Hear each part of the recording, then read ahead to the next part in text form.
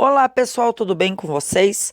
A nossa terceira aula que faz parte da playlist Teatro. Quem não assistiu, a primeira aula é o Teatro Épico, a segunda é TBC, TPN, Teatro de Arena e Teatro Oficina, e agora a nossa terceira aula que é o Teatro Brasileiro Moderno.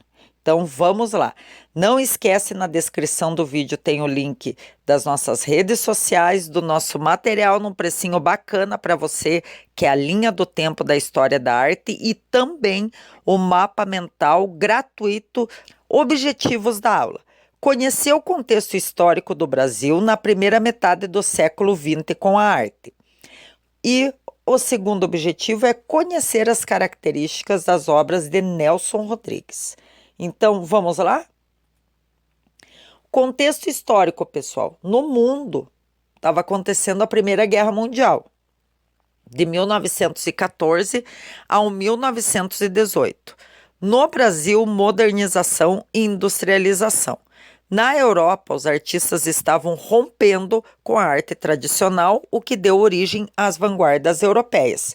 Se você não assistiu a nossa aula sobre a Semana de 22, nós temos uma playlist com 3 aulas e questões comentadas que caem na sua prova. Vou deixar aqui nos cards, acompanha lá para que você entenda a influência das vanguardas europeias pelo mundo, principalmente no Brasil. Então, aqui à esquerda, o cartaz A Semana de Arte Moderna, que iniciamos lá a nossa aula número 1 sobre Semana de 22, o cartaz que foi desenhado por Di Cavalcanti. Então, vamos falar um pouquinho sobre o contexto histórico. Foi nesse espírito de mudança que os modernistas arquitetaram a Semana de Arte Moderna em 22, buscando criar uma identidade brasileira de arte. Apesar de se chamar assim, não chegou a ser uma semana completa, sofrendo muito com as críticas e não foi muito bem aceita na época. O teatro não teve muitas oportunidades de mudanças, apesar da Semana de Arte Moderna ter mexido com as estruturas. Devido à Revolução de 30 e ao golpe militar no governo Vargas, que aconteceu posteriormente. Contexto histórico brasileiro. O governo de Vargas durou até 1945. Lá na nossa playlist sobre Semana de 22 eu falo um pouco mais sobre isso. Mas houve um golpe, né? Então Vargas ficou no poder de 1930 a 1945. E no período de 37 a 45 ficou conhecido como Estado Novo. O governo de Vargas censurava a arte, flertava com ideais antidemocráticos de controle e opressão, muito semelhantes ao fascismo italiano. Então, esse período é um período pós-guerra, pós-Primeira Guerra, que estava, acontecendo a Segunda Guerra Mundial. Nós temos o aparecimento dos regimes totalitários, como o nazismo e o fascismo. Então, Getúlio Vargas era adepto, ele gostava, curtia os ideais fascistas. Vamos falar sobre o teatro brasileiro moderno agora. Com o fim do Estado Novo, o teatro consegue se livrar da censura. Assim iniciou um período conhecido como Teatro Brasileiro Moderno. Vamos falar sobre a figura de Nelson Rodrigues. Nelson Rodrigues, antigamente, pessoal, uns 20 anos atrás, aparecia, acho que até uns 15 anos atrás, aparecia muito, tinham as crônicas de Nelson Rodrigues no Fantástico.